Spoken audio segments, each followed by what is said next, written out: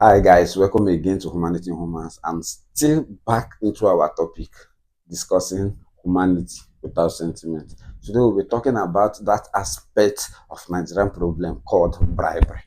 Now, what is bribery? Bribery can be defined as any form of money, favor, or any channel of payment that we make to people in specific positions, trying to influence their judgment, their positioning, or their actions in respect to a specific thing. Now, how does this bribery work? This is what, or will I call, the foundation of Nigerian problem.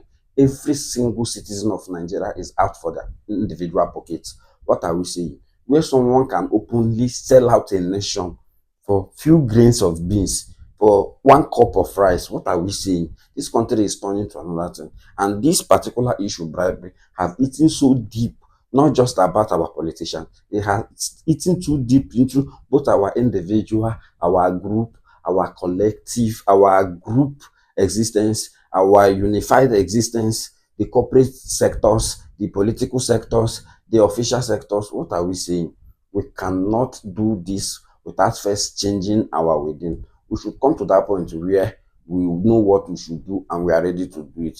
No country rises by prayer and no country rises by silence. No, we should be able to stand fit, stand fit against all odds, to stand and ask, demand for what we want, what we think we deserve, and what should be given to us.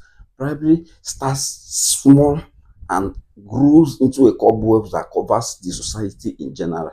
Today, when the corruption in Nigeria favors you, we call it connection. But when it doesn't, it becomes corruption. No, we should come to that stage where whether it's favoring you or not, it is definitely corruption. I once watched a video of a pastor talking about how God made him give some people money and they gave him a contract he wasn't merited for. And I asked myself, is this a testimony? A man of God in the altar of God speaking that he was favored enough to manipulate and influence a contract that he knew he wasn't supposed to get, and he still comes to church and says this as a testimony and people clap to it. That shows you how depth this corruption has eaten deep into our system, that is almost becoming a culture.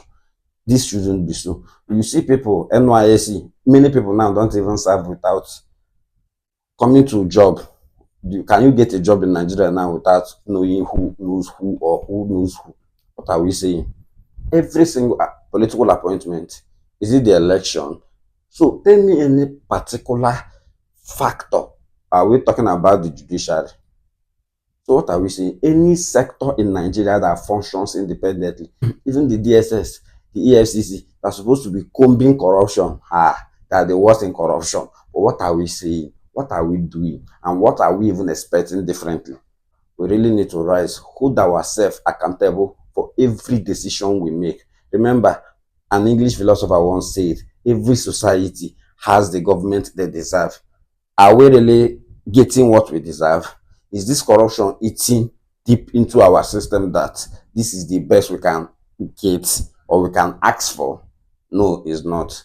Nigeria will rise again, and I believe this youth should be ready to stand fit and say, stand fit and demand for what they should do.